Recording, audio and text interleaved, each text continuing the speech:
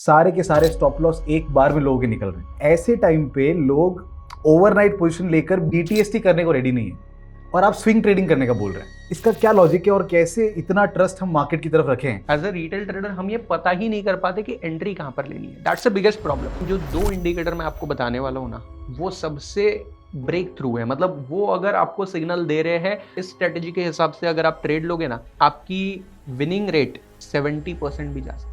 Risk reward ratio 1:2 रखते हुए आपने देखा होगा कल्याण ज्वेलर्स का जो क्वार्टरली रिजल्ट आया, दैट रिजल्ट वर गुड, मतलब अच्छे रिजल्ट आए, बट वो हमें प्राइस में पहले से दिख गए।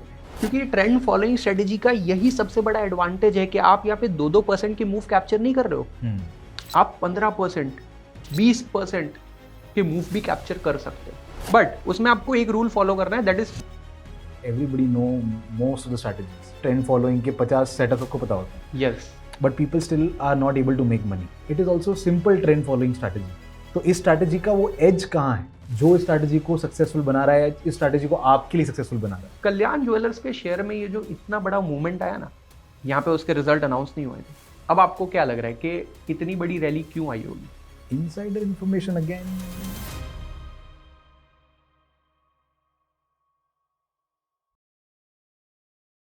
हम अभी ऑफ कैमरा बात कर रहे थे और सर अपनी स्विंग ट्रेडिंग स्ट्रैटेजीज और उसके जितने भी ट्रेड्स वगैरह थे वो हमें बता रहे थे। But I have this one question start करने से पहले। सर, आज की डेट में हो ये रहा है कि एक ट्वीट से मार्केट में गैप अप गैप डाउन हो रहे हैं।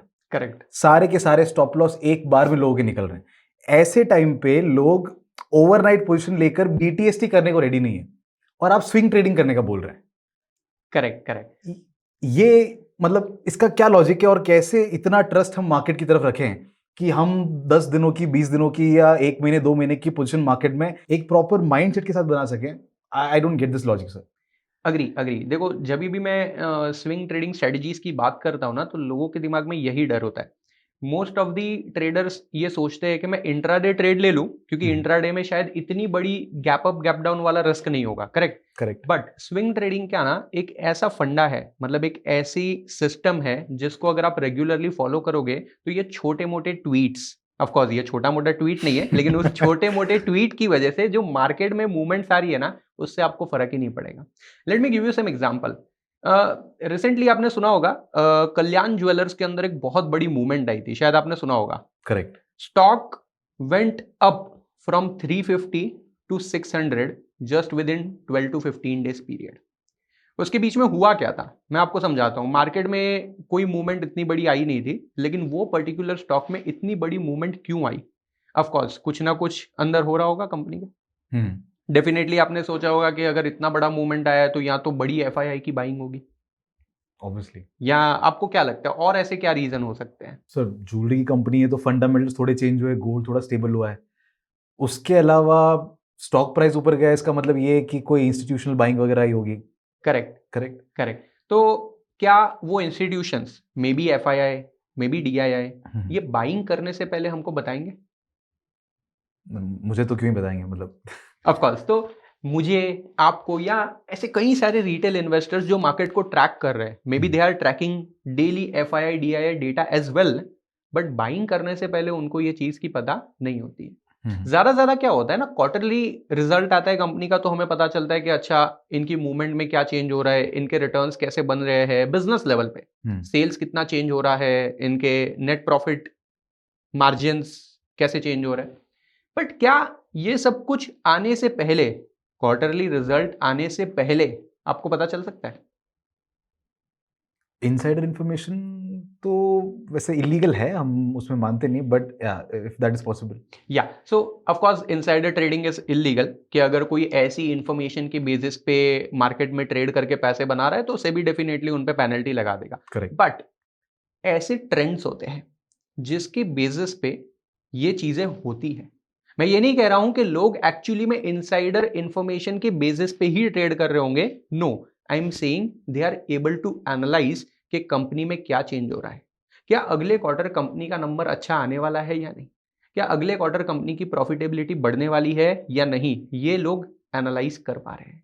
ऑफ कोर्स आपके मेरे जैसे लोग शायद ये एनालाइज नहीं कर पा रहे होंगे, क्योंकि हम अभी एक घर में बैठे, एक ऑफिस में बैठे हैं, तो हमारे पास उतना डेटा या उतना बैंडविड्थ नहीं है, उतना नेटवर्क नहीं है। करेक्ट। बट एक ऐसा FII या ऐसा DII जो उस कंपनी में 200 करोड़, 500 करोड़ या 1000 करोड़ लगा रहा है, क्या वो ये सारे ट्रेंड को, बिजनेस को चेक करे बिना उसमें इन्वेस्ट करेगा? Obviously not. Of course not. For example, अगर मान लेते हैं कि आप और मैं बिजनेस में पार्टनरशिप कर दे, यू डिसाइडेड कि हाँ ठीक है, I will run the business and you will invest in my business. आपने बिजनेस में ज्यादा नहीं, 2 करोड़ रुपए इन्वेस्ट किए। We started a retail store, हमने एक आइसक्रीम पार्लर स्टार्ट कर दिया। ओके। पॉश एरिया में अच्छा बड़ा दुकान बनाया, आपकी 2 करोड़ की इन्वेस्टमेंट है, मैं पूरा शो रन कर रहा हूँ, माइनॉरिटी इन्वेस्टमेंट है मेरी साइड से। आप क्या करोगे? आप इन्वेस्ट करके भूल जाओगे? नहीं, आई will keep a track. Of course आप देखोगे कि डेली बेसिस पे सेल्स कैसे हो रही है, करेक्ट। आप देखोगे कि मंथली बेसिस पे सेल्स कैसी हो रही है, एम्प्लॉइज कितने हैं कंपनी में, हम ऑन एन एवरेज प्रॉफिट बना पा रहे हैं या नहीं, मंथ ऑन मंथ बेसिस पे हमारा सेल्स प्रॉफिट ग्रो कर रहा है या नहीं, definitely you will keep a track. Correct. Similarly FII और DIS भी यही करते हैं। शायद कंपनी के क्वार्टरली रिजल्ट आने से पहले ही उनको ये पता होता है कि रिजल्ट अच्छा आने वाला है या बुरा आने वाला है, एंड बेस्ड ऑन दैट वो लोग कंपनी में इन्वेस्टमेंट बढ़ाते हैं या कम कर देते हैं। सो रिसेंटली ऐसी ही एक मूवमेंट आई थी कल्याण ज्वेलर्स का। मैं अगर आपको एग्जैक्ट डेटा बताऊं, I just show you on the chart how that went up. और आपने एक डायलॉग सुना होगा जो हर कोई कहता है मार्केट में, भाव भगवान छे। करेक्ट। तो इसका मतलब क्या है? इसका मतलब ये है कि जो प्राइस बोल रहा है ना, वही राइट है। आप अपना दिमाग कितना भी लगाओगे, न्यूज में कुछ भी आ रहा है, बट प्राइस जो होता है, किसी भी पर्टिकुलर सिक्योरिटी का जो प्राइस होता है ना, वो मार्केट की हर इंफॉर्मेशन को या कंपनी में होने वाले हर ट्रेंड को ऑलरेडी डिस्काउंट कर चुका होता है।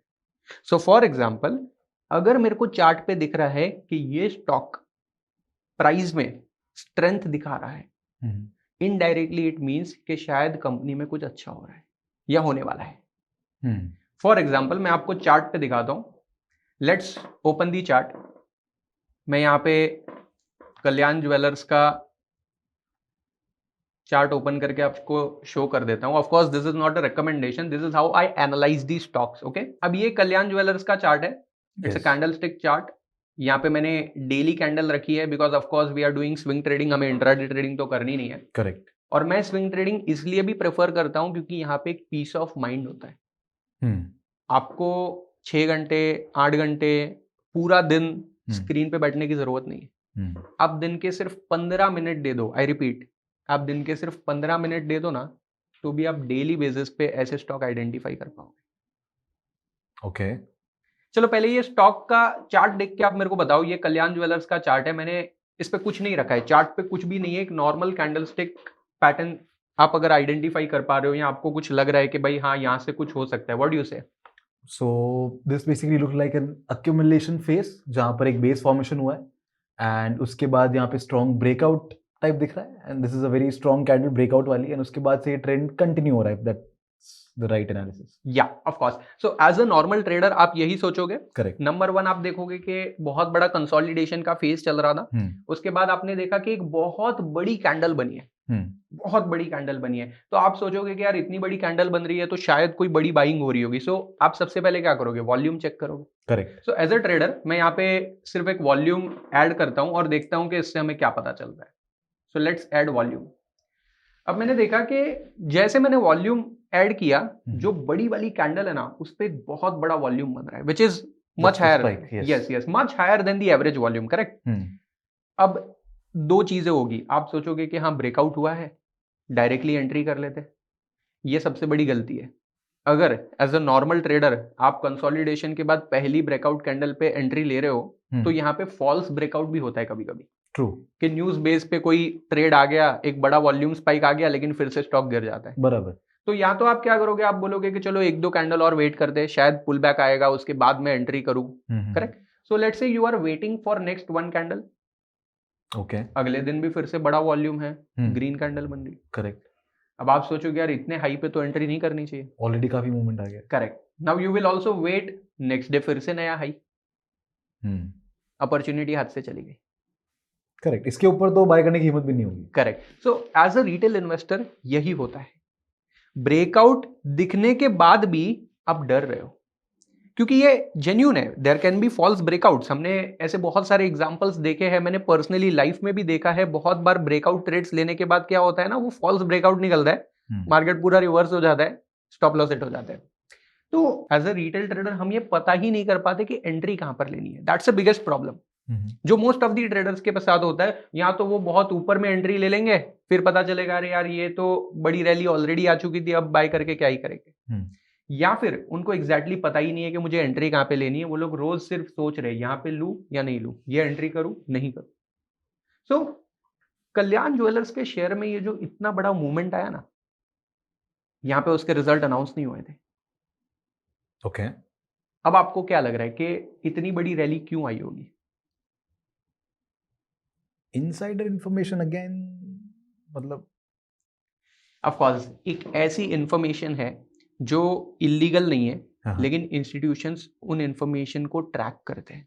जैसे मैंने आपको बताया, अगर आप मेरे बिजनेस में इन्वेस्ट कर रहे हो तो मेरे क्वार्टरली रिजल्ट तो बाद में अनाउंस होंगे. अगर मार्च क्वार्टर क्लोज हो रहा है तो maybe I am announcing result in April, मई और जून. लेकिन आपको जनवरी, फरवरी, मार्च तीनों महीने से बिजनेस ट्रैक करते करते ये पता चल चुका है कि बिजनेस कहाँ जा रहा है. बिजनेस रोज चल रहा है. रोज चल रहा है. करेक्ट. डेली बेसिस पे कुछ ना कुछ रिसिप्ट हो रही है. डेली बेसिस पे रेवेन्यू बढ़ रहा है. I am opening up new stores, है ना. मेरा रोज का सेल्स प्रॉफिटेबिलिटी यू नो. इसके अलावा यू ऑल्सो नो कि हम कितने एम्प्लॉइज को हायर कर रहे हैं, क्या हम एम्प्लॉइज को फायर कर रहे हैं. जनरली फायरिंग तब होती है जब बिजनेस ठंडा होता है. Correct. अगर मुझे लग रहा है कि भाई बिजनेस स्केल अप होने वाला है, so I will keep on adding new employees. True. Expansion करते रहूंगा. सो इनडायरेक्टली ना ये सारे इंडिकेशंस होते हैं कि आपका बिजनेस अच्छा परफॉर्म कर रहा है. ओके. बड़े बड़े इंस्टीट्यूशन जिसको 200, 500, 1000 करोड़ रुपए इन्वेस्ट करने, वो इसको ट्रैक कर रहे हो और वो चीज आपको चार्ट पे दिख रही है. तो जब ये बड़ी कैंडल बनी ना, इफ यू विल सी, इसके पहले स्टॉक प्राइस 350 की रेंज में चल रहा था. मैक्स वो 400 को ब्रेक नहीं कर पा रहा था from a long period. Correct. एक अच्छे खासे 1-1.5 महीने का टेन्योर अगर आप देखोगे, पूरा half of May month, full of June month, वो 300 से 400 की रेंज में ही था. ट्रू. लेकिन इतनी बड़ी रैली आई, प्राइस उसको ब्रेक करके सीधा 440, 450 तक पहुंच गया. सो ये और कुछ नहीं है, जो मैंने आपको पहले बताया ना, भाव भगवान छे, ये वही है. सर इसमें एक कॉन्ट्राडिक्शन आ रहा है कि एक तरफ हम बोल रहे हैं भाव भगवान छे, हम सिर्फ भाव को देख रहे हैं, और दूसरी तरफ हम ये भी बोल रहे हैं कि इसमें कुछ फंडामेंटल चेंज आया होगा, इंस्टीट्यूट्स ने पार्टिसिपेट किया होगा, धंधे में कोई चेंज आया होगा, उन्होंने हायर किया होगा, उन्होंने फायर किया होगा. तो what are we actually looking at? Correct. So I am not saying कि एज अ रिटेल ट्रेडर जिसको 20,000, 50,000 या 1 लाख से ट्रेड लेना है तो जाके आप उस कंपनी की उतनी रिसर्च करो. That is quite not possible for me, because मैं एक स्विंग ट्रेडर हूं. मेरे को हफ्ते में 4 ट्रेड अपॉर्चुनिटीज निकालनी है. हो सकता है एक में स्टॉप लॉस हिट हो, लेकिन 3 में मेरे को प्रॉफिट भी बनाना है. करेक्ट. तो क्या मेरे पास उतना टाइम है कि मैं हर एक कंपनी का इतना डेप्थ वाला डेटा निकाल पाऊंगा? Answer is no. और शायद ये डेटा पब्लिकली अवेलेबल भी ना हो. हाँ. सो मैं क्या करूंगा, मैं चार्ट पे वो डेटा को ढूंढ रहा हूं. ये चार्ट पे मेरे को वो डेटा दिख रहा है कि कंपनी में कुछ अच्छा होने वाला है. ओके. मुझे चार्ट पे ये दिख रहा है कि यहां पे बड़े बड़े इंस्टीट्यूशनल इन्वेस्टर्स, एफआईआई या शायद म्यूचुअल फंड्स ने बाइंग की है.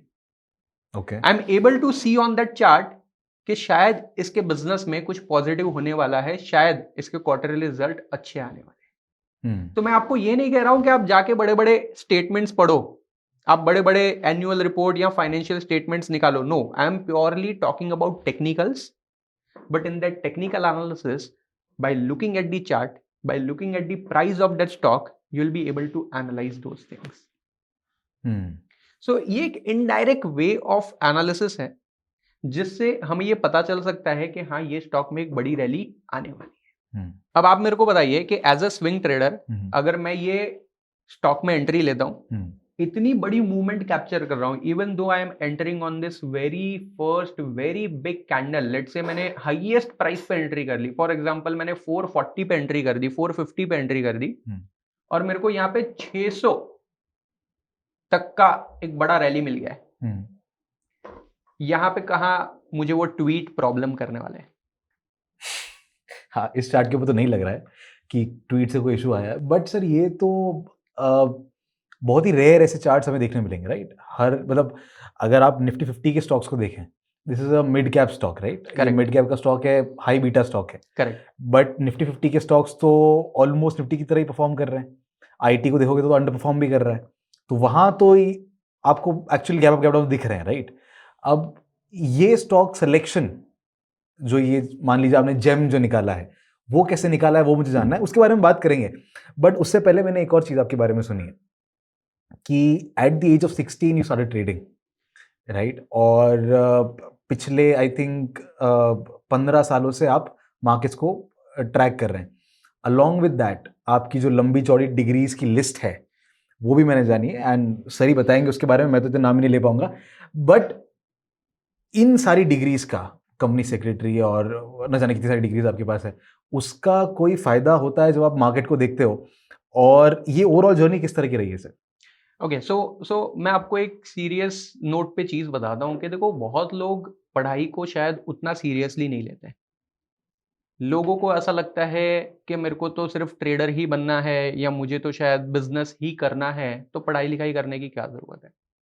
But actually all those professional degrees जो मैंने कंप्लीट की है, आई am a qualified company secretary, I got all India 5th rank in that.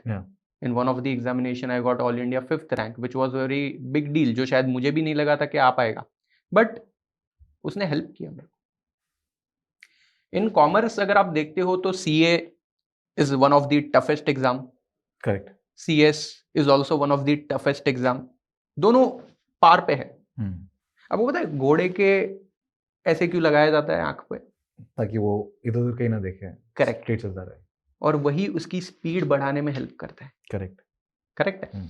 यही सेम चीज होती है जब आप एक कमिटमेंट दे देते हो towards a professional degree and you become serious. Not everyone would be as serious as that, but majority लोग हो जाते हैं। ट्रेडिंग में भी ऐसा होता है। जब मेरे को ट्रेड लेना है ना, तो मुझे बहुत सारी चीजें दिखती है। एज अ ट्रेडर आपको भी दिखती होंगी, मल्टीपल स्ट्रेटेजीज आप देखते होंगे। एज अ रिटेल ट्रेडर लोग ये प्रॉब्लम फेस करते हैं कि यार ये स्ट्रेटेजी पे ये चल रहा है, वो स्ट्रेटेजी पे वो चल रहा है, 10-15 इंडिकेटर लगा देंगे, ये इंडिकेटर है, वो इंडिकेटर है। इसको हम बोलते हैं मार्केट में नॉइस। ट्रू। अगर आप हर एक चीज को फॉलो करने जाओगे ना, आप कभी सक्सेसफुल नहीं हो पाओगे। आपको एक स्ट्रेटेजी, एक सिस्टम और एक गोल डिफाइन करना होगा। Okay. Then stick to that for at least a good period of time. So when I was 16, Gujarati हमें लगता है कि यार काम करके पैसा क्यों कमाएंगे, स्टॉक मार्केट है हमारे लिए। करेक्ट। तो गुजराती लोग को स्टॉक मार्केट का वो कहते हैं ना कीड़ा होता है, वैसे तो मुझे भी था।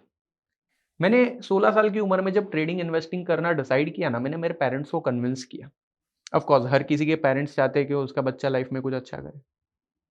और मैं अभी की बात नहीं कर रहा हूँ, मैं बात कर रहा हूँ आज से करीब 12-15 साल पहले, जब स्टॉक मार्केट को लोग एकदम बुरी नज़रों से देखते थे इंडिया में। तो जब मैंने मेरे पेरेंट्स को पहली बार कन्विंस करने की कोशिश की कि मुझे भी स्टॉक मार्केट में ट्रेडिंग इन्वेस्टिंग करनी है, give me some money, I want to start, because मैं मेरे पापा को बिजनेस में हेल्प करता था, तो वो मुझे कोई सैलरी नहीं देते because I was part of that family, but I thought कि यार मेरा भी कुछ हिस्सा तो बनता है। तो मैंने मेरे पेरेंट्स को कन्विंस करने की कोशिश की एंड फाइनली थोड़ा जिद विद किया मैंने, तो रेडी हो गए। अब क्योंकि 16 साल की उम्र में मैं तो as a minor trading demat account open करके ट्रेड कर नहीं सकता था। मैंने मेरे मम्मी के नाम पे अकाउंट ओपन किया, I started trading with her permission of course. And guess what, मैं जो ट्रेड ले रहा था ना, पैसे बनते जा रहे थे। Okay. And I tell you, 6 महीने के अंदर अंदर, अप्रोक्सीमेटली 6 महीने के अंदर अंदर, वो 30,000 को मैंने 1 लाख रुपए बना दिया। आज से 15 साल पहले की बात है, तो Yes. 2011-12 की बात होगी। Yes yes, you can say that. तो हुआ ये कि मैं जो स्टॉक खरीद रहा हूँ, let's say I bought ICICI bank, 2-4 दिन में उसका रिजल्ट आ गया, स्टॉक 10-12% अप। तब तो 300 रुपए ICICI बैंक था, उसके बाद तो उसने बोनस दिया, बहुत कुछ हो गया। बट मैं खरीद रहा हूं, 2-3 दिन में कुछ अच्छा रिजल्ट न्यूज आ रहा है, स्टॉक प्राइस ऊपर। IPO में पैसा लगा रहा हूं, क्योंकि तब रिटेल इन्वेस्टर बहुत कम थे, तो रिटेल पोर्शन, IPO का रिटेल पोर्शन कई बार अंडर सब्सक्राइब रहता था, मतलब कंफर्म अलॉटमेंट। आज जो हम देखते हैं कि IPO 200 टाइम्स का ओवर सब्सक्रिप्शन है, 400 टाइम्स का ओवर सब्सक्रिप्शन है, तभी नहीं था। करेक्ट। इसके 2 रीजन थे। नंबर 1, क्योंकि मुझे कंपनियां ही कुछ ही पता थी, बड़ी बड़ी कंपनियां ही पता थी, ICICI, ACC, ये सब बड़ी बड़ी कंपनी का ही नाम पता था, उसी में इन्वेस्टमेंट हो रही थी, तो मैं ज्यादा रिस्क वैसे भी नहीं ले रहा था। और दूसरी चीज, आपको याद होगा 8-10 साल पहले अगर कोई ट्रेडिंग कर रहे होंगे, जो हमारे व्यूअर्स है वो लोग को भी अगर पता होगा, जो पुराने ट्रेडर्स होंगे, तब है ना इंट्राडे ट्रेड्स पे या कैरी Leverage. फॉरवर्ड ट्रेड पे लेवरेज बहुत मिलता था। करेक्ट। हुआ ये कि मैंने जो ट्रेडिंग स्टार्ट की 30,000 रुपीज से 6 महीने के अंदर अंदर वो करीब 1 लाख रुपए हो गए। करेक्ट। मतलब अप्रोक्सीमेटली कितना रिटर्न हो गया? 3 गुना हो गया सर पैसा। ऑलमोस्ट पैसे 3 गुना हो गए। 220% तक का करेक्ट। अपसाइड। मैं हर रोज घर पे बता रहा हूँ, आज पोर्टफोलियो यहाँ पहुंचा, आज इतना पैसा बना, आईपीओ लग गया, ये देखो 40% ऊपर खुला है आईपीओ, मैंने पैसे कमाए एंड सो ऑन। सब लोग खुश थे। फिर मेरे को लालच आ गई कि यार 30,000 से जब 1 लाख हो सकता है तो 1 से 2 करूंगा, 2 से 4, 4 से 8 और फिर करोड़पति ऐसे ही बन जाएंगे। और जब अभी आप पूछ रहे थे लेवरेज के बारे में, 40x के लेवरेज पे मैंने इंट्राडे ट्रेड लिया था। 40 लाख की position. Yes. And I exactly remember मैंने इन्फोसिस को शॉर्ट किया था, क्योंकि इन्फोसिस थोड़ा गैप अप ओपन हुआ था, 1-1.5% गैप अप ही ओपन था। Infosys is like a very low beta stock at that time. अब तो क्या है कि आईटी सेक्टर में न्यूज के एक दिन 4% ऊपर, दूसरे दिन 8% नीचे, वो अभी का scenario. But earlier Infosys was very low beta stock. दिन में 1-1.5%, 2% के ऊपर का कभी मूवमेंट देता ही नहीं था मोस्ट ऑफ द डेज। तो मेरे को लगा कि यार आज इतना ऊपर खुला है तो यार थोड़ा तो नीचे गिरेगा।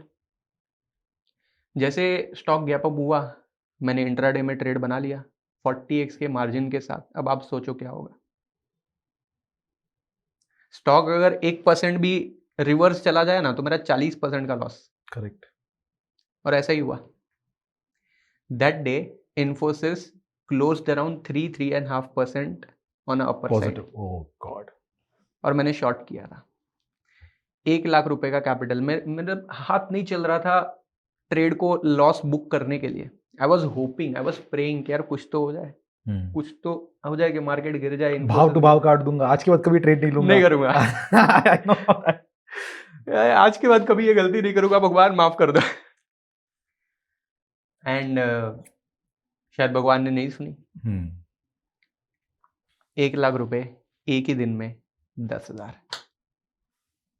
So that was the biggest, I can say, fear, mistake, as well as a lesson for my life. कि लालच में आकर जब हम कुछ भी ट्रेड करने लगते ना तो ऐसे ही बड़े प्रॉफिट और लॉस होते हैं। और most of the time loss होते हैं, क्योंकि हम साइकोलॉजिकली प्रिपेयर्ड नहीं होते इतने बड़े प्रॉफिट या लॉस को मैनेज करने के लिए। ऑलमोस्ट इन अ वीक और 10 days, I don't remember exactly, but हफ्ते भर 10 दिन के अंदर ना पूरा कैपिटल वाइप आउट हो गया। अब पेरेंट्स पूछ रहे क्या हुआ क्या हुआ, बताना तो पड़ेगा। और जैसे मैंने बताया कि ऐसे ऐसे हुआ और लॉस हो गया, पहले ही बोला था। स्टॉक मार्केट सट्टा है, स्टॉक मार्केट जुआ है, यहाँ पे जो भी आता है डूब जाता है। अच्छा हुआ हमने 30,000 ही दिए थे, ज्यादा नहीं दिए थे। मतलब उनका जो रिएक्शन था ना, वो मेरे को एकदम ऐसा लगा कि शायद मैंने लाइफ की बहुत बड़ी गलती कर दी है। एंड वो उनकी साइड से राइट कर रहे थे, वो नहीं चाहते थे कि उनका बेटा कोई गलत लाइन में चला जाए। तो मैंने ये सारी चीजें सीखने स्टार्ट कर दिया था कि भाई मेरे को अभी सीखना है स्टॉक मार्केट। पैसे गवाए हैं मार्केट में तो रिकवर भी वहीं से करना है। एक कोर्स किया, दूसरा कोर्स किया, तीसरा किया, एक दिन में 2-2 एग्जाम देते गया मैं। इन नेक्स्ट 1.5 year मैंने सिर्फ स्टॉक मार्केट को सीखा। कुछ पहचान के ट्रेडर्स थे, they're trading from a long time, 8-10 साल से ट्रेड कर रहे थे, इन्वेस्ट कर रहे थे। मैं उनसे पूछता था क्या है। ऑफकोर्स वो ज़्यादा चीज़ें बताते नहीं थे, बच्चा समझ के भगा देते थे। बट कुछ कुछ चीज़ें मैं बोला हाँ आप ट्रेड करो, मैं बैठा हूँ ऐसे ही, मैं देख रहा हूँ क्या हो रहा है, ऐसे ही नॉर्मल बातें कर रहे हैं। तो कुछ कुछ चीज़ें मैं वहाँ से सीखा। NCFM के 11 कोर्सेज किए, NCMP का लेवल 5 सर्टिफिकेशन मैंने लिया। NSE सर्टिफाइड मार्केट प्रोफेशनल का एक सर्टिफिकेशन मिलता है when you clear multiple exam of NCFM, so that is the highest level of certification, level 5। I achieve that also. तो एट द एज ऑफ 18 मेरे को उतनी नॉलेज आ गई थी कि हाँ मार्केट अब काम कैसे करते हैं। अब मैंने फिर से मेरा खुद का ट्रेडिंग डीमैट अकाउंट ओपन किया। I invested my 25,000 rupees there and again started trading investing.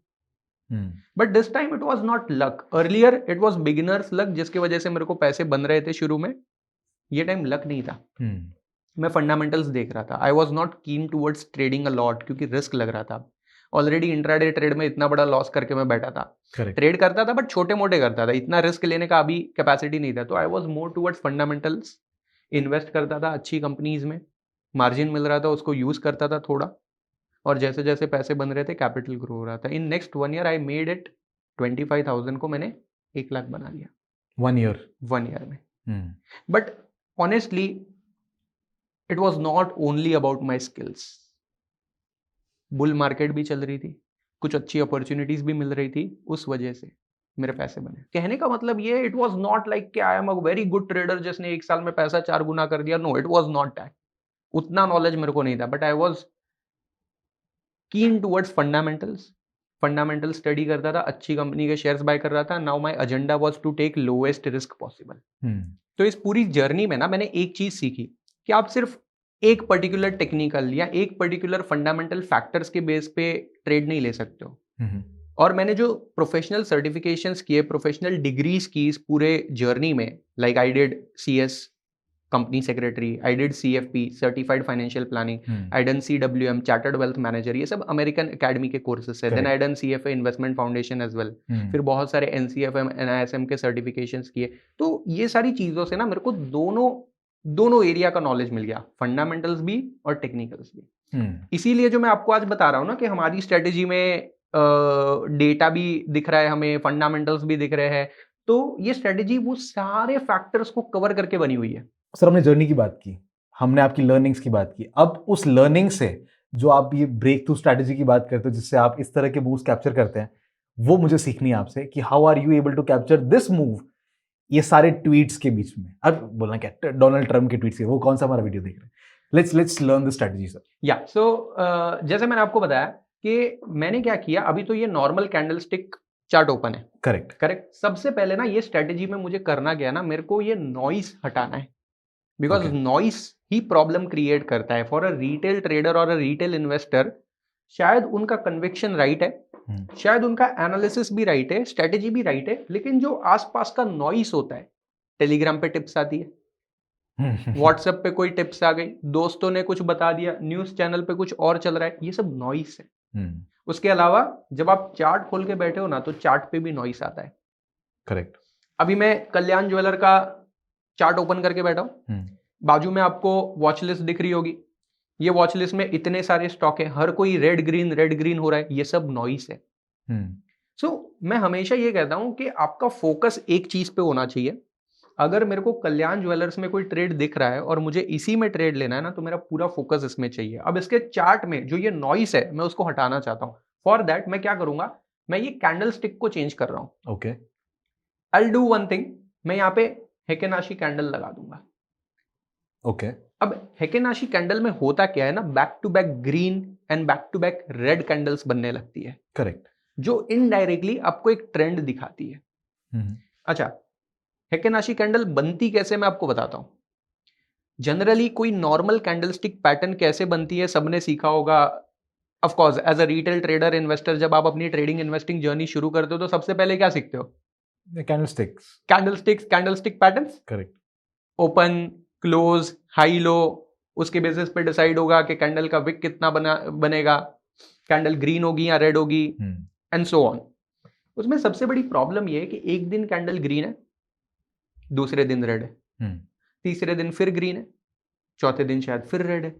तो इस वजह से ना एज अ ट्रेडर मैं डिसाइड नहीं कर पाता हूं, मैं आइडेंटिफाई नहीं कर पाता हूं कि ट्रेंड किस डायरेक्शन में जा रहा है। हेकेनाशी कैंडल क्या करती है, ये एवरेजेस लेती है। करेक्ट।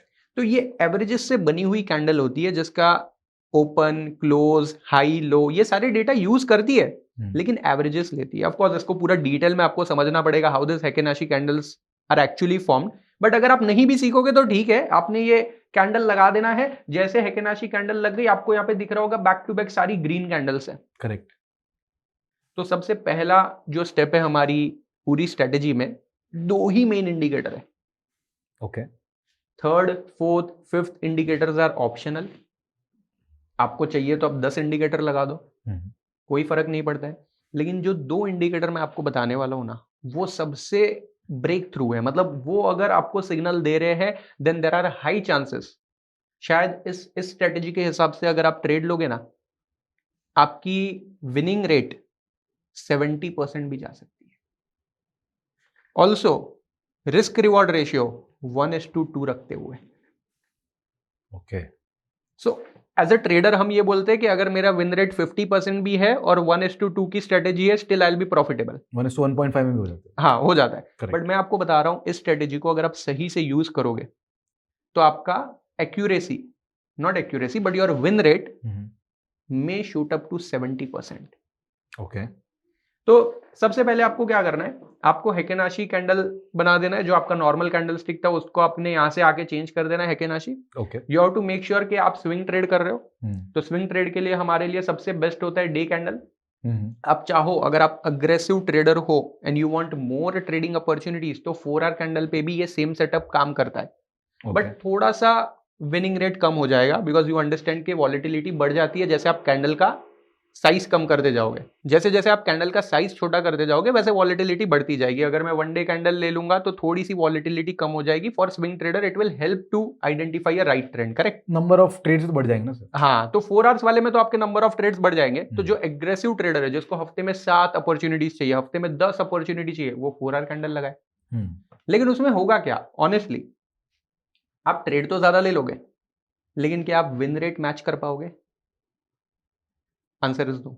ओके। क्योंकि क्या होगा, थोड़ा एग्रेसिव होने के केस में ना आपके स्टॉप लॉस हिट होने के चांसेस भी बढ़ जाएंगे। तो मैं हमेशा ये प्रेफर करता हूं कि पूरे हफ्ते में हमें 2 ट्रेड्स भी मिले ना, या मैक्सिमम 3 ट्रेड्स भी मिले ना, तो भी बेस्ट है। और ये पूरी स्ट्रेटेजी का सेटअप है जिसके अंदर at a time, I repeat, at a time आपको 6 से 8 पोजीशन में रहना ही नहीं है। ओके। मतलब अगर आज मैंने कोई एक स्टॉक में ट्रेड ले लिया, लेट्स से मैंने इस स्टॉक में आज ट्रेड ले लिया, कल मेरे को कहीं और सिग्नल मिला, क्योंकि यार इंडिया में तो इतने सारे स्टॉक्स है, 6,500 कंपनियां लिस्टेड है। ऑफकोर्स सब में हम ट्रेड लेंगे भी नहीं क्योंकि ये स्ट्रेटेजी सब में काम नहीं आती है। मैं आपको वो भी बताऊंगा स्टॉक फिल्ट्रेशन का राइट क्राइटेरिया क्या है, कौन से स्टॉक में ट्रेड लेना चाहिए, किस में नहीं लेना चाहिए, कहाँ ये स्ट्रेटेजी अच्छी काम करेगी, कहाँ नहीं करेगी, एवरीथिंग। ओके। बट अगर मेरे को हफ्ते में 2-3 ट्रेड्स भी मिल रहे हैं ना, तो मुझे वो ट्रेड्स को लिमिट करना है। I have to select the best trades only. Okay. अब मैंने 1 डे कैंडल लगा दिया है, हर एक कैंडल एक एक दिन का है, हर एक कैंडल एक एक दिन का है। ये हेकेनाशी कैंडल बन चुका है। Now what I am suppose to do is, मुझे एक और इंडिकेटर ऐड करना है। Indicator is super trend. Okay. Super trend सबको बताइए, सुपर ट्रेंड जब रेड है, indirectly it's a bearish sign. जैसे ही सुपर ट्रेंड ग्रीन हो जाता है, indirectly it's a bullish trend. हमारी स्ट्रेटेजी ये बोलती है कि हम ट्रेंड की स्टार्टिंग में एंट्री करेंगे, तभी तो बड़ा मूव कैप्चर करेंगे ना। 20%, 25% तक की रैली तभी कैप्चर होगी। अगर आप हाफ वे एंटर कर रहे हो, लेट्स से जैसे मैंने बात किया था as a retail investor, retail trader, आप अगर इतने हाई पे एंट्री लोगे तो आपको राइड करने के लिए मिलेगा ही क्या? करेक्ट। आपका रिस्क रिवॉर्ड फेवरेबल नहीं होगा, आपका स्टॉप लॉस बड़ा हो जाएगा उस केस में, और आपको कमाने का मौका बहुत कम मिलेगा। तो इसलिए हमने क्या किया, हमने सुपर ट्रेंड लगा दिया। हमें क्या फॉलो करना है, जब भी सुपर ट्रेंड में रिवर्सल आए, ओके, तो लेट्स से यहाँ पे सुपर ट्रेंड रेड दिख रहा है, जैसे वो रेड से ग्रीन हो रहा है, यहां पे आपको ग्रीन दिख रहा है, यस। जैसे सुपर ट्रेंड ग्रीन हुआ ना, यहां पे मुझे रेडी हो जाना है। Okay, I am ready for trade.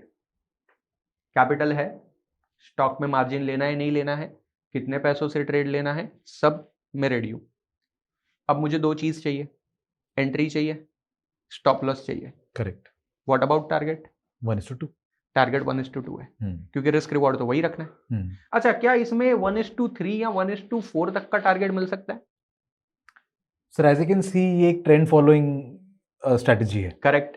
जब तक ट्रेंड चलेगा हमारी आइडियली स्ट्रेटजी चलनी चाहिए। यस। जितना बड़ा ट्रेड हमें मिल सकता है, we are trying to capture that. Correct. तो अगर 1:2 का आप बात कर रहे हैं, according to my assumption we are booking some quantity at 1:2, उसके बाद वाली quantity we are trailing. Correct. तो ये स्ट्रेटेजी के 2 पार्ट्स है, जैसे कि आपने राइटली आइडेंटिफाई किया, and I believe you are a good trader. Thank you. क्योंकि ट्रेंड फॉलोइंग स्ट्रेटेजी का यही सबसे बड़ा एडवांटेज है कि आप यहाँ पे 2% के मूव कैप्चर नहीं कर रहे हो, आप 15%, 20% के मूव भी कैप्चर कर सकते हो। राइट। बट उसमें आपको एक रूल फॉलो करना है, that is trailing stop loss. अगर आप स्टॉप लॉस ट्रेल नहीं करोगे ना, तो फिर आपको लॉस भी हो सकता है उस ट्रेड में, क्योंकि क्या होता है कि 10% का मूव देने के बाद स्टॉक रिवर्स भी हो सकता है प्रॉफिट बुकिंग की वजह से। करेक्ट। सो मैं हमेशा कहता हूं कि आपको एंट्री करनी है और स्टॉप लॉस डिसाइड करना है, दो चीज आपका फिक्स है। जब आप एंट्री करने वाले हो तो you want the entry price and stop loss. अब टारगेट आपको बाय डिफॉल्ट 1:2 रखना है, लेकिन अगर फिर भी एज अ ट्रेडर ऑडियंस में कोई चाहता है कि नहीं यार ये तो बहुत छोटा टारगेट है, मुझे लग रहा है कि ये ट्रेंड कंटिन्यू होने वाला है, अच्छा ट्रेंड कंटिन्यू होगा नहीं होगा वो भी कैसे आइडेंटिफाई करना है मैं बता दूंगा। परफेक्ट। सो इन सम केसेस आप शायद 10% पे एग्जिट कर रहे हो, 10% इन अ वीक और 2 is a good number. Sure. कुछ केसेस में आप 20-30% का टारगेट भी अचीव कर सकते हो। तो सबसे बेस्ट चीज ये है ये स्ट्रेटेजी के हम ट्रेंड की स्टार्टिंग में ही एंट्री कर रहे हैं, जब ट्रेंड बन रहा है हम तभी एंट्री कर रहे हैं, इसी वजह से हमें एक बड़ा टारगेट मिल सकता है। नाउ लेट्स से ये बड़ी कैंडल, क्योंकि ये पूरे दिन में कैंडल बन चुकी है and let's say I was not on screen, तो शायद मुझे वो पता नहीं होता, बट वेरी नेक्स्ट डे या मे बी आफ्टर 4 बजे के बाद जब मैं ऐसे ही मार्केट को स्टडी कर रहा हूँ कि आज क्या क्या मूव आई, तो मुझे मेरे स्ट्रेटेजी के हिसाब से तो ये मिल जाता। करेक्ट। तो ये 9 जुलाई का जो मूव था ना, मान लेते ये मेरे से मिस हो गया फॉर एग्जाम्पल, क्योंकि उस दिन मैं लाइव नहीं बैठा था मार्केट में, मैं क्या करूंगा 10 जुलाई को ट्रेड ले सकता हूँ। ओके। अगले दिन मैं ट्रेड ले सकता हूँ, क्योंकि मेरा सेटअप तो बन गया है, मेरे को यहाँ पे पता चल रहा है कि भाई हाँ सुपर ट्रेंड ग्रीन हो चुका है। सुपर ट्रेंड ग्रीन होने के बावजूद मुझे एक और चीज पता चली कि यहाँ पे एक बहुत बड़ी ग्रीन कैंडल बन रही है, हेकेनाशी कैंडल है, जो कि एक बहुत बड़ी ग्रीन है और मुझे एक क्लियर कट एंट्री मिल रही है। ऑफ कोर्स आपको लगेगा कि ऐसे कैसे एंट्री मिल गई, तो उसके कुछ और भी क्राइटेरियाज है, बट जैसे मैं इसके बाद की कैंडल पे एंट्री लेता हूं, अज्यूम करते कि मैंने हाईएस्ट पॉइंट पे कहीं एंट्री ले ली, यहाँ पे कहीं पे 450, 460 या 480 लेवल पे मैंने एंट्री ली, जो कि उतना ऊपर मैं लूंगा नहीं, क्योंकि मुझे अगर एंट्री मिल चुकी है तो मैं अगले दिन सुबह कोई एंट्री ले लूंगा। करेक्ट। सो आई मे गेट एंट्री एट 400, 420, 430, 440 कोई भी लेवल पे। अज्यूम करते हैं कि हमने समवेयर अराउंड 430, 440 लेवल पे एंट्री कर दी। अब सबसे पहले मेरे को चाहिए स्टॉप लॉस, क्योंकि एज अ ट्रेडर मेरा सबसे पहला गोल होता है मेरे कैपिटल को सेफ गार्ड करना। ट्रू। कैपिटल चला गया तो वापस नहीं आने वाला है। एक बार अपॉर्चुनिटी गई तो वापस आएगी, दूसरे स्टॉक में अपॉर्चुनिटी मिलेगी, लेकिन कैपिटल गया तो वो वापस नहीं आएगा। सो मैं सबसे पहले ये डिसाइड करना चाहूंगा कि मेरा स्टॉप लॉस क्या होना चाहिए। एक जनरल रूल होता है जब भी आप ट्रेंड फॉलोइंग स्ट्रेटेजी ले रहे हो, कि जो प्रीवियस 8-10 कैंडल होती है, जो प्रीवियस ट्रेंड होता है, उसका लोवेस्ट पॉइंट आप ले लेते हो in case of bullish trade. Swing low. अब यहाँ पे मेरे को दिख रहा है कि पिछली 3-4 कैंडल में जो लोवेस्ट पॉइंट था वो ये था। करेक्ट। 350 का लेवल है।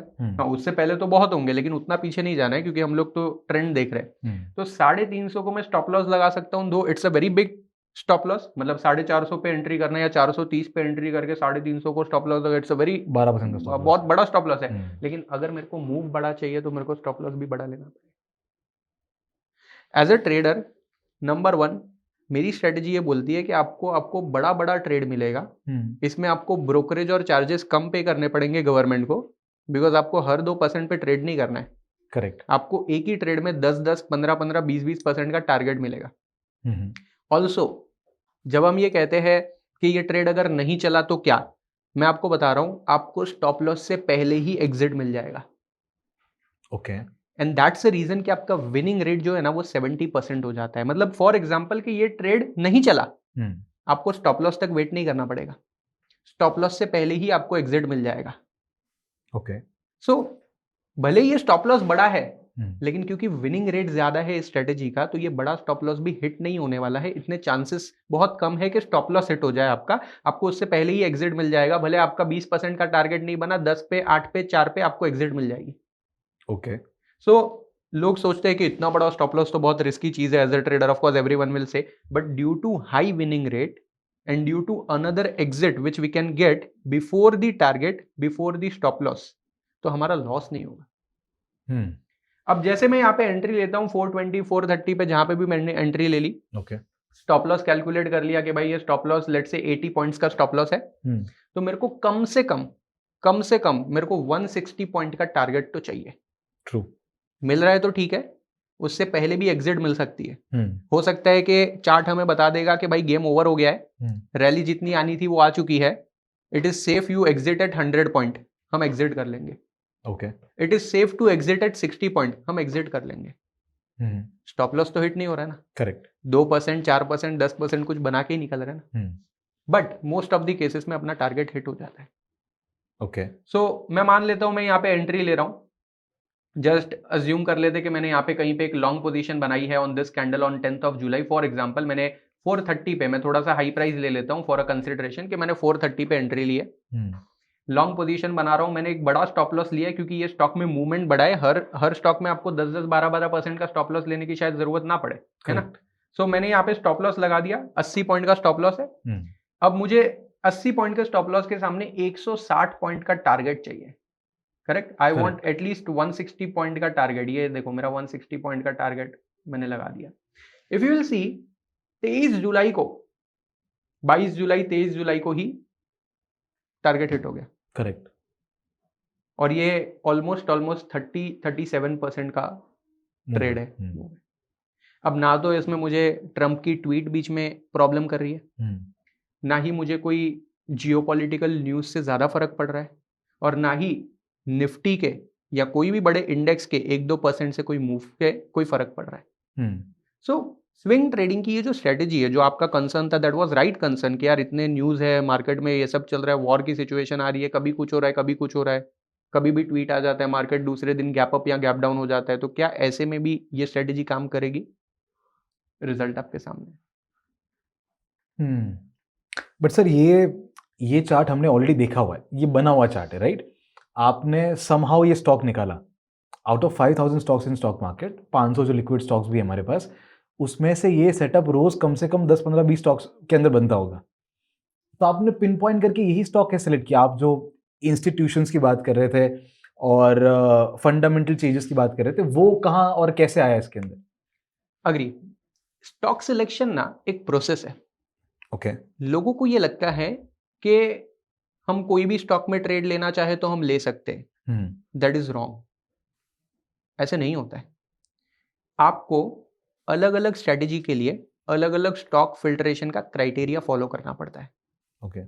ये स्ट्रेटेजी के लिए ना, इंडिया में भले 6000 कंपनियां लिस्टेड है, 2 साल बाद शायद 8000 कंपनियां लिस्ट हो जाएगी, हर दूसरे दिन एक आईपीओ आ रहा है, करेक्ट। कभी एसएमई का आईपीओ आ रहा है, कभी मेन बोर्ड आईपीओ आ रहा है। हो सकता है कि 2 साल बाद 8000 कंपनियां लिस्टेड हो जाए इंडिया में, बट हमारी स्ट्रेटेजी सिर्फ और सिर्फ 300 से 400 स्टॉक्स पे ही एप्लीकेबल होगी। वो 300-400 स्टॉक में से भी आपको हर रोज हर किसी में ट्रेड नहीं मिलने वाला है। जैसे मैंने बताया, मैक्सिमम हफ्ते में आपको 2 ट्रेड मिल सकते हैं अगर आपको अच्छा विनिंग रेट मेंटेन करना है तो। अच्छा, आपका कंसर्न, या बहुत सारे लोग मुझे ये कहते हैं कि सर ये तो स्मॉल कैप मिड कैप में तो बड़ा रैली आ जाता है, बड़ा मूव आ जाता है, तो उसमें तो आपने एग्जाम्पल निकाल के दिखा दिया। करेक्ट। अच्छा, आप मुझे बताइए इंडिया का सबसे बड़ा स्टॉक, बड़ी listed company by market cap कौन सी है? रिलायंस, एचडीएफसी, एलआईसी, आईसीआईसीआई, ये सारे। करेक्ट। टीसीएस। तो क्या हमारी स्ट्रेटेजी उसमें भी काम करेगी? Of course. Now let me show you this example on HDFC bank. HDFC bank तो बड़ा स्टॉक है, करेक्ट। वो तो ऐसा नहीं है जिसको इंस्टीट्यूशन ऐसे ही हिला सके, correct. So let's come to HDFC bank. मैं आपको एचडीएफसी बैंक पे भी वो सेम चीज दिखा देता हूं। मैंने कोई सेटिंग चेंज नहीं की है, सुपर ट्रेंड पड़ा है, वॉल्यूम है और हेकेनाशी कैंडल है, करेक्ट। इसके अलावा भी हम स्टॉक स्क्रीन करने के लिए कुछ इंडिकेटर्स यूज करते हैं, which is a different thing, but मैं एक बेसिक क्राइटेरिया अभी आपको बता रहा हूं। उसमें मैंने खाली क्या किया, मैंने वो सेम इंडिकेटर, सारी सेटिंग सेम रखी है, डे चार्ट पे सब कुछ सेम है, डे कैंडल है हमारी, सब कुछ सेम है। क्या आपको कहीं पे ट्रेड दिख रहा है? आपका जो सुपर ट्रेंड वाला क्राइटेरिया था, तो सुपर ट्रेंड का कलर चेंज हो रहा है ऑन दैट कैंडल, ग्रीन वाली। करेक्ट। एंड कैंडल भी ग्रीन है और सुपर ट्रेंड भी वहां पे ग्रीन हुआ है। करेक्ट। तो हम उसके नेक्स्ट डे, अगर हम उसके हाई क्रॉस होने का वेट नहीं कर रहे, तो नेक्स्ट डे हम उसके अंदर एंटर कर रहे हैं। Stop loss will be swing low, तो स्विंग लो आता है एकदम नीचे की तरफ। करेक्ट। एंड हमारे पास 1:2 का टारगेट मिलना चाहिए, जो आई डोंट थिंक इस 1:2 के हिसाब से मिला है। करेक्ट। नाउ मैंने आपको बताया था कि हमें कुछ और भी इसमें सेटिंग्स है, कुछ और भी ऐसे क्राइटेरियाज है जो फुलफिल होने पे एंट्री लेनी है। करेक्ट। जैसे उसमें आपने प्रीवियस एग्जांपल में देखा होगा, तो पहला ग्रीन कैंडल था जहां पे सुपर ट्रेंड भी ग्रीन हो गया। करेक्ट। उसके बाद भी एक और ग्रीन कैंडल बनी, हाँ, जिसमें हमने एंट्री ली, राइट। और उसके बाद वो ट्रेंड को हमने राइड किया। Here if you will see, ये सुपर ट्रेंड जो ग्रीन हो रहा है ना, ये एक्चुअली में ट्रेंड ऑलरेडी आ चुका है, मूव ऑलरेडी आ चुका है, सुपर ट्रेंड बाद में ग्रीन हो रहा है, बराबर, करेक्ट। सो क्या यहाँ पे ट्रेंड की शुरुआत है? Answer is no. No, now because trend की शुरुआत नहीं है, मैंने आपको बोला था कि रिस्क रिवॉर्ड फेवरेबल नहीं होगा, तो इसके बाद भी आपको मूव मिला, इसके बाद भी आपको एक छोटा सा मूव मिला, मे बी अगर आप 790 या 780 790 के लेवल पे एंट्री करते शायद आपको 820 830 तक का मूव मिला, but this is not the expected move, 1:2 वाला मूव नहीं है। क्यों? क्योंकि यहाँ पे ट्रेंड शुरू नहीं हुआ है, ट्रेंड ऑलरेडी शुरू हो गया था। सो दिस, ये जो ग्रीन वाला यहाँ पे सुपर ट्रेंड का रिवर्सल है, this doesn't actually qualify our setup. और भी 2-3 और छोटे छोटे क्राइटेरिया है, मैं ये नहीं बोल रहा हूं कि डायरेक्टली आप वहां पे एंट्री ले लोगे। So this is one of that criteria कि ट्रेंड की शुरुआत में एंट्री लेनी है। करेक्ट। नाउ मूविंग अहेड, यहाँ पे सुपर ट्रेंड रेड हो गया। अब ये शायद ट्रेंड की शुरुआत है, क्योंकि अगर आप देखोगे तो हाई यहाँ पे 830 के आसपास था और ये 810 के आसपास ही सुपर ट्रेंड यहाँ पे हमारा रेड हो गया। मतलब जिस वक्त ये हेकेनाशी कैंडल 810 से नीचे जा रही है, रेड कैंडल, हमारा सुपर ट्रेंड तभी रेड हो चुका था। ओके। सो मैं ये कह सकता हूँ कि ये बेरिश ट्रेंड की शुरुआत है। हाई से अभी खाली 2-3% ही स्टॉक नीचे आया था। सो ये बेरिश ट्रेंड की शुरुआत है। अब इसमें दूसरी भी रेड कैंडल बनी है, विच शोज के ट्रेंड कंटिन्यू हो रहा है। I can enter here. अभी एचडीएफसी में मैं आपको थोड़ा सा पीछे लेकर जाता हूं और मैं आपको दिखाता हूं कि कहां पे वो सक्सेसफुल ट्रेड हो सकता था। ठीक है, मैं चार्ट को थोड़ा सा स्क्रॉल करके पीछे लेके जा रहा हूं।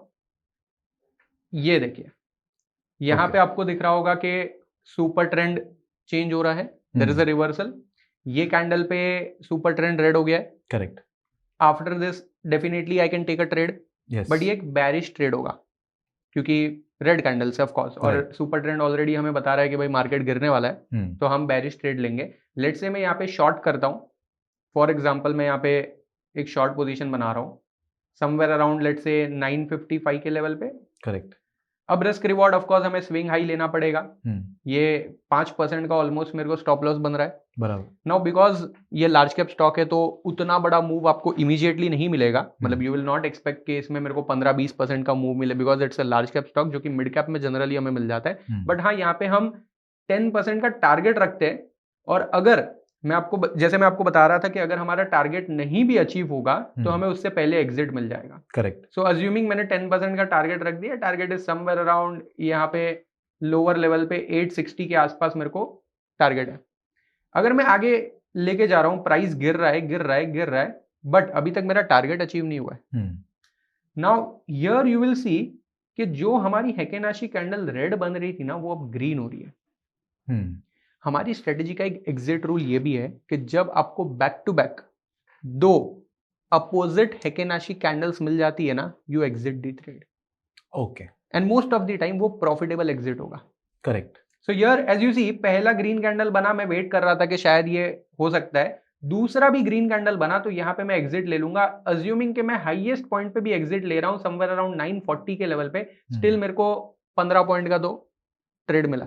बराबर। मतलब आपने एग्जिट किया लेकिन फिर भी प्रॉफिटेबली एग्जिट किया, विच आई वाज सेइंग कि हमारी स्ट्रेटेजी का सबसे बड़ा एडवांटेज ये है कि आपके स्टॉप लॉस बहुत रेयरली हिट होंगे। स्टॉप लॉस हिट होने से पहले ही आपको एग्जिट मिल जाएगा। हो सकता है 10% का मूव मिला तो ठीक है, नहीं मिला तो 4, 5 या 2% पे भी आपको एग्जिट मिल जाएगी। इसीलिए विनिंग रेट बहुत हाई है। मतलब थोड़ा सा भी मार्केट आपके डायरेक्शन में चल जाए, फिर आपके लॉसेस के चांसेस बहुत कम हो जाते हैं। So it is indirectly trailing stop loss for us. Right. भले आप मैन्युअली ट्रेलिंग स्टॉप लॉस नहीं लगा रहे हो, but this strategy is itself working as a trailing stop loss, कि जहां पे भी हमारा ट्रेंड हेकेनाशी में जो भी, अगर हमने बुलिश लिया है तो ग्रीन कैंडल्स हम देख रहे थे, back to back 2 red candle बनने पे आप एग्जिट कर सकते हो। करेक्ट। अगर हम बेरिश ट्रेड ले रहे, रेड कैंडल्स थी, back to back 2 green candle बनने पे आप एग्जिट ले सकते हो।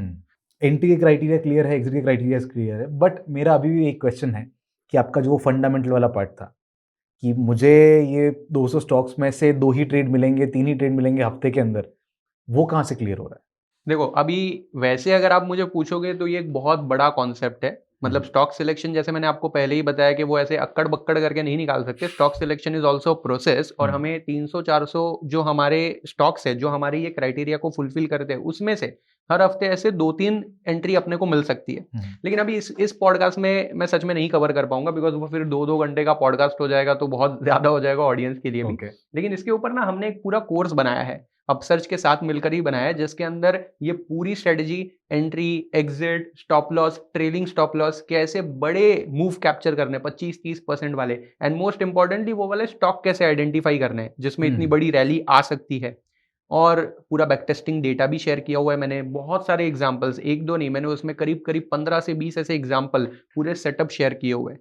और सबसे इंपॉर्टेंट चीज, क्योंकि मेरी वाइफ खुद से भी आ रहे हैं, यही सेम स्ट्रेटेजी और यही सेम लॉजिक के ऊपर उसकी पूरी एक कम्युनिटी भी रन होती है, जिसमें रेगुलर बेसिस पर वैसे स्टॉक्स के अपडेट्स भी आते हैं, जिसके अंदर ऐसा सेटअप बनाए with entry, exit, logic, everything. तो उसका भी पूरा फ्री एक्सेस मिल जाएगा अगर कोई ऑडियंस सच में रजिस्टर करना चाहता है, सीखना चाहता है, और ये स्ट्रेटेजी के बेसिस पे स्टॉक कैसे सिलेक्ट करना है पूरा डिटेल में सीखना है, तो वो लोग कोर्स के लिए रजिस्टर कर सकते हैं। परफेक्ट। तो अगर आपको ये स्ट्रेटेजी अभी तक पसंद आ रही है and you are liking these massive moves जो सर कैप्चर कर पा रहे हैं इस ट्वीटी माहौल के अंदर भी, तो make sure you click on the link in the description and check out the course. Sir, इसी के साथ साथ मेरे कुछ और डाउट्स है इस स्ट्रेटेजी के अंदर। ये एक trend following strategy as I can see. हमने हाइकिनाशी यूज की so that we can get a clear trend in the market. हमने सुपर ट्रेंड यूज किया, ये भी हमें ट्रेंड दिखा रहा है, बट मार्केट में there are multiple factors, right? आप price, patterns, volume, momentum, volatility, trend, time, sentiment, सब कुछ देखते हैं हम लोग, राइट? तो this strategy is covering only the trend part, what about the other factors? See, मैंने आपको पहले ही बताया, भाव भगवान है। करेक्ट। बेसिकली स्टॉक प्राइस के अंदर ना वो डेटा, वो न्यूज, वो सारे फैक्टर्स डिस्काउंटेड होते हैं। जैसे मैंने आपको कल्याण ज्वेलर्स वाला जो एग्जांपल बताया, आपने देखा होगा कल्याण ज्वेलर्स का जो क्वार्टरली रिजल्ट आया, दैट रिजल्ट वर गुड, मतलब अच्छे रिजल्ट आए, बट वो हमें प्राइस में पहले से दिख गए थे। सो ऐसा हमेशा होगा कि आपको लगेगा कि मार्केट में बहुत नॉइस है।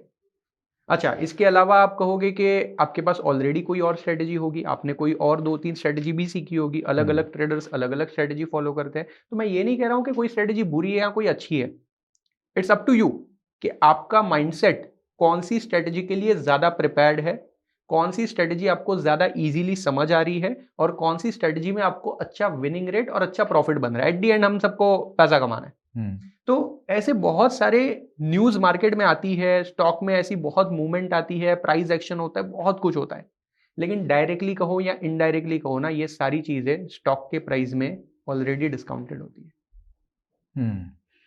सर, मुझे एक बहुत ही अजीब बात लगती है कि मार्केट में स्ट्रैटेजीज कोई बहुत बड़ा सीक्रेट नहीं है। Correct, right? Everybody know most of the strategies. Trend following के 50 सेटअप सबको पता होते हैं। Yes, but people still are not able to make money.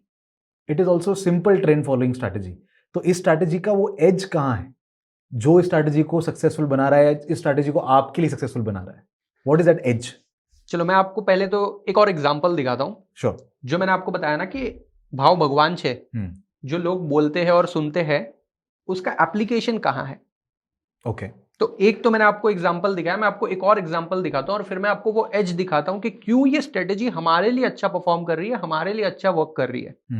तो मैं एक और स्टॉक यहां पे सर्च कर रहा हूं, बड़ा स्टॉक है श्रीराम फाइनेंस, मिड कैप। मैं आपको थोड़ा सा पीछे लेकर जा रहा हूं, थोड़ा शायद ज्यादा पीछे लेकर जा रहा हूं। आपको खुद ऐसा लगेगा कि हाँ यार, अगर मुझे ये स्ट्रेटेजी पता होती तो कहीं ना कहीं ये ट्रेड में कैप्चर कर पाता, और जितना हम डिस्कस कर रहे थे 20-30% की जो रैली हम डिस्कस कर रहे थे ना, वो बड़ी रैली आप शायद कैप्चर कर पाते। अब आपको दिख रहा होगा यहाँ पे सुपर ट्रेंड इधर कंटिन्यूअसली रेड था। करेक्ट। कंसोलिडेशन का फेज चल रहा है स्टॉक में। ट्रू। कोई बड़ा इवेंट नहीं हो रहा है, कुछ हो नहीं रहा है, कोई बड़ा मूवमेंट नहीं आ रहा है स्टॉक में, कंसोलिडेशन। हमारी स्ट्रेटेजी के हिसाब से मैंने ऑलरेडी यहाँ पे हेकेनाशी कैंडल लगाई हुई है। करेक्ट। वन डे कैंडल है। ट्रू। सुपर ट्रेंड रेड से ग्रीन हो गया, विच मीन्स ऑफ कोर्स यहाँ पे ट्रेंड चेंज हो रहा है, ट्रेंड रिवर्सल है। ऑल्सो हमारा दूसरा क्राइटेरिया, ये ट्रेंड की शुरुआत है अगर आप देखोगे तो ऐसा नहीं है कि ऑलरेडी बहुत बड़ा मूव आ गया उसके बाद सुपर ट्रेंड यहाँ पे ग्रीन हो रहा है, सुपर ट्रेंड जस्ट ग्रीन हुआ और यहाँ से ही अप ट्रेंड की शुरुआत भी है. बराबर. So we are entering at right price with a good risk reward ratio. ये पहला जो कैंडल जहां पे सुपर ट्रेंड ग्रीन हो गया, बुलिश हो गया, उसके बाद में मैं एंट्री लेता जनरली. करेक्ट. और अगर मैं यहाँ पे एंट्री लेता तो मैं स्टॉप लॉस थोड़ा नीचे लगाता. यहाँ स्विंग लो तो बहुत छोटा है, मतलब एक छोटा सा stop loss, very small stop loss, और इसके साथ 1:2 का रिस्क रिवॉर्ड, फर्स्ट टारगेट. लेकिन मैंने आपको बताया था जिसको बड़ा टारगेट चाहिए, अगर आप चाहते हो कि 2-4% का ट्रेड नहीं लेना है, हर बार ब्रोकर को, हर बार गवर्नमेंट को पैसे नहीं देने, if you want to get a big move, ये स्ट्रेटजी वो आपको देगी. अब आप इसके बाद देखो कि हुआ क्या. ये इतनी बड़ी रैली कैप्चर हुई, यहां तक की रैली तक तो बीच में कोई प्रॉब्लम, कोई ऑब्स्टेकल है ही नहीं. करेक्ट. अगर कोई 1:2 पे यहां कहीं पर भी प्रॉफिट बुक करके थोड़ा सा क्वांटिटी भी अगर ट्रेल करते जाता ना, तो यहां तक वो कंटिन्यू करता. बराबर. और ये स्ट्रेटेजी का सबसे इंपॉर्टेंट क्राइटेरिया, या मैं कहूं सबसे इंपॉर्टेंट एडवांटेज, ये खुद ही स्टॉप लॉस को ट्रेल करती है. अब अगर मान लो कोई पर्सन इसको एंटर करके सिर्फ होल्ड कर रहा होता, यहां 2 back to back red candle बनने पे वो जनरली एग्जिट करता. करेक्ट. तो भी उसको कितनी बड़ी रैली मिलती. For example entry eight 650 and exit somewhere around 810. Correct. 800 भी पकड़ लो, 150 पॉइंट का rally. It's a good number. अब ये पूरे ड्यूरेशन में, ये तो एक छोटा सा ड्यूरेशन मैंने लिया है, बट इसको अगर मैं और आगे देखूं, ये रैली कहां तक कंटिन्यू हुई है. सुपर ट्रेंड कभी रेड हुआ ही नहीं इधर तक, सुपर ट्रेंड यहां पे रेड हुआ. अगर कोई हाई रिस्क ट्रेड लेना चाहता है, लेट्स से किसी ने यहाँ पे 100 क्वांटिटी का ट्रेड लिया है, उसने अपना पहला 1:2 का जो रिस्क रिवॉर्ड वाला टारगेट था, वहां पे 50% क्वांटिटी काट दी, बाकी वो ट्रेल कर रहा है. यहां पे उसने रिमेनिंग 50% में से भी 30% और काट दिया, यानी टोटल पोजीशन, टोटल 100 क्वांटिटी में से 80 बिक गए, बाकी 20 को वो रिस्क लेना चाहता है कि भाई अब मेरा अगला ट्रेलिंग स्टॉप लॉस बड़ा लगाना चाहता हूं, विच इज जब तक आपका सुपर ट्रेंड ग्रीन से रेड नहीं होता, मानी जब तक कि ट्रेंड चेंज नहीं होता, I will follow the trend till it continues. तो ये जब तक ट्रेंड कंटिन्यू हो रहा है, उसको यहां तक की बड़ी रैली मिलती. यहां पे सुपर ट्रेंड रेड होता तो लेट से वो 960 980 पे एग्जिट करता, 650 पे एंट्री, 950 पे एग्जिट, ऑलमोस्ट 300 पॉइंट्स की रैली. ये वो स्टॉक है जिसके अंदर ये पीरियड के अंदर कुछ बड़ी बड़ी न्यूज आई थी. दिस इज 2025 अक्टूबर. हाँ. ओके. अब ये ऑडियंस गेस कर सकती है कि कौन सी न्यूज आई थी स्टॉक के अंदर, और अगर नहीं पता है तो आप गूगल कर लेना, आपको एग्जैक्टली पता चलेगा कि इतनी बड़ी रैली क्यों आई स्टॉक के अंदर. ओके. तो जैसे मैंने बोला कि फंडामेंटल्स, प्राइस एक्शन, जितने भी फैक्टर्स है, कोई होने वाला है कंपनी के अंदर, कुछ बड़ा इवेंट होने वाला है, ये सब कुछ ऑलरेडी प्राइस में फैक्टर्ड इन होते हैं. और ये स्ट्रेटेजी आपको उतना बड़ा ट्रेंड राइड करने का एडवांटेज देता है. करेक्ट. सर, एक और चीज आपने शुरुआत में बताई थी, जब आपने हमको नॉर्मल कैंडलस्टिक के ऊपर कल्याण ज्वेलर्स दिखाया था, आपने दिखाया था वॉल्यूम स्पाइक्स दिख रहे थे, वॉल्यूम स्पाइक के साथ ब्रेकआउट दिख रहा था. करेक्ट. और आपने ब्रेकआउट के ऊपर ये भी कहा था कि फेक आउट होने के चांसेस हैं, बड़ा ब्रेकआउट जब दिखता है तब एक ट्रैप भी हो सकता है. और ये ट्रैप में देखने मिलता है specifically in small cap mid caps, जहां पर आप ये स्ट्रेटेजी ज्यादा यूज कर रहे हैं. Correct. As much as I can see. Correct. Right. तो वो फेक आउट से हम कैसे बच रहे हैं? सो इस स्ट्रेटेजी का जो इनबिल्ट फैक्टर है ना, 2 फैक्टर्स है. एक तो अपना नॉर्मल स्टॉप लॉस है, जिसके बेसिस पे अपन ये मेक श्योर कर रहे हैं कि अगर मैं एंट्री कर भी रहा हूं और लेट्स से कि वो ट्रेंड रॉन्ग हो गया फॉर एग्जांपल, तो मेरा स्टॉप लॉस हिट होगा, ज्यादा मेरे को उतना लॉस होगा. That's a normal criteria for any strategy. But क्या मेरी एंट्री गलत हो सकती है? Answer is yes. Okay. Answer is yes. ऐसे चांसेस होंगे जहां पे आपकी एंट्री ही गलत होगी, मतलब आपने एंटर किया और उसके बाद आपको पता चला नहीं यार, ये ट्रेंड तो शुरू ही नहीं हुआ था. मैंने एंट्री कर ली, लेकिन फिर ये ट्रेंड उतना बड़ा कंटिन्यूएशन में गया ही नहीं है, एक छोटा सा ट्रेंड मिला और फिर आपको एग्जिट करना पड़ेगा. सबसे बड़ा 2 फैक्टर जो इसमें आपको कवर करेंगे, हेल्प करेंगे गलत ट्रेड से एग्जिट करने में. पहला हेकेनाशी कैंडल जब ट्रेंड रिवर्स होने लगेगा तो बाय डिफॉल्ट हेकेनाशी कैंडल भी ग्रीन से रेड हो जाएगी, तो आप वहां पे एग्जिट कर लोगे। Back to back 2 red candle बनेगी, आप एग्जिट कर लोगे, छोटा सा प्रॉफिट होगा या छोटा सा लॉस होगा, ओके। आपका पूरा स्टॉप लॉस हिट ही नहीं होगा। दूसरा, आप ये सुपर ट्रेंड का ट्रेंड भी कंटिन्यू करते हुए देखोगे कि भाई जब तक ये ट्रेंड चल रहा है सुपर ट्रेंड भी ग्रीन है, जैसे ही ये ट्रेंड रिवर्स होने वाला होगा before hitting your stop loss super trend ही रेड हो जाएगा, आप एग्जिट कर लोगे। So I am not saying कि कोई भी स्ट्रेटेजी परफेक्ट होगी या मेरी स्ट्रेटेजी 100% परफेक्ट है, नहीं, ये नहीं है। लेकिन ये स्ट्रेटेजी के अंदर इतने सारे फैक्टर्स है, अगेन मैंने पूरा डिटेल में कवर किया है उस कोर्स के अंदर कि आपको एंट्री कहाँ लेना है, स्टॉप लॉस कैसे देखना है, आपके एग्जिट के रूल्स और क्राइटेरिया क्या होने चाहिए, कैसे आप स्टॉप लॉस हिट होने से बच सकते हो, रिस्क रिवॉर्ड मैनेज कैसे करना है, इवन जो पूरे कैपिटल एलोकेशन होता है। Let's say someone plans to start trading with this strategy, आपके ऑडियंस में कई लोग होंगे बोलेंगे हाँ ये स्ट्रेटेजी मेरे को समझ में आई, क्योंकि ये इजी स्ट्रेटेजी है। I don't want to give any complex strategy जो लोग समझने में ही टाइम लगा दे और फिर गड़बड़ हो रही है। मैं चाहता हूँ स्ट्रेटेजी एकदम सिंपल होनी चाहिए, रूल्स एकदम सिंपल होने चाहिए, लेकिन डिफाइंड होने चाहिए। प्रॉब्लम कब होती है, जब लोग रेंडमली 1-2 वीडियो देख के ट्रेड स्टार्ट कर देते हैं। करेक्ट। उसमें क्या होता है, उन्होंने बेसिक स्ट्रेटेजी समझी है, लेकिन वो स्ट्रेटेजी की जो बहुत ही बारीक डिटेल्स होती है, जैसे अभी आपने मुझे क्वेश्चन किया तो मैंने आपको वो चीज बताई, ट्रू, लेकिन वो ऑलरेडी हमने कोर्स में कवर करके रखी है, क्योंकि वो डिटेल में मेरे को 2, ढाई, 3 घंटे के अंदर पूरा एक्सप्लेन करना है। So I have enough time. अब ऑफकोर्स मैं एक वीडियो के अंदर या एक पॉडकास्ट में हर वो छोटी चीज नहीं बता पाऊंगा, बट ओवरऑल आपको ये समझना होगा कि जब भी आप कोई स्ट्रेटेजी फॉलो कर रहे हो, पहली चीज वो 100% श्योर नहीं है। 100% कंफर्मेशन कहीं स्टॉक मार्केट में होता ही नहीं है, लेकिन आप अगर प्रॉपर रूल्स फॉलो करो तो you can achieve very good win rate, you can be profitable trader, you can manage your risk as well. So by doing this of course एक अच्छा खासा पैसा बन सकता है। तो इंटरेस्टिंग स्ट्रैटेजी तो है ही, and most important it's a simple strategy which I really like. But उससे ज़्यादा मैं जिस चीज़ से रिलेट कर पाया था वो है आपकी स्टोरी, राइट? वो जो आपने पूरी अपनी जर्नी बताई, एंड वो एक साइकिल है जिससे आई थिंक हर एक ट्रेडर गुजरता है। कहते हैं 90-90-90 rule, 90% traders lose 90% of their money in 90 days. तो आई थिंक ज़्यादातर ट्रेडर्स जो हमारे साथ आज ये वीडियो भी देख रहे होंगे, उन्होंने कहीं ना कहीं अपनी लाइफ में एक्सपीरियंस किया होगा कि अकाउंट वाइप आउट होता है तो कैसा लगता है। I want to know those 3 things जो आपको रियलाइज हुई इन दैट साइकिल, जहां से वो इन्फ्लेक्शन पॉइंट आया और उस इन्फ्लेक्शन पॉइंट से आपके प्रॉफिटेबल होने की जर्नी शुरुआत हुई। ओके, सो ऑनेस्टली शुरू में हम बहुत लालच करते हैं। हमें लगता है कि हमें शायद एक ही दिन में बड़ा पैसा कमाना है या 2 ही दिन में बहुत ज्यादा पैसे कमा लेने। That is a general tendency. मतलब जब भी हम मार्केट में आते हैं हमें लगता है हमें जल्दी अमीर बनना है। बट जब आप मार्केट की साइकिल्स देखते हो, जब आप गलतियां करते हो ना, तो आपको एक चीज रियलाइज हो जाती है कि स्टॉक मार्केट ना रातों रात अमीर बनने वाली चीज नहीं है। एक सिस्टम, स्ट्रैटेजी, डिसिप्लिन और रिस्क मैनेजमेंट, जब आप चारों चीजों को फॉलो करते हो ना, तो आप प्रॉफिटेबल धीरे धीरे होने लगते हो, and then your money compounds.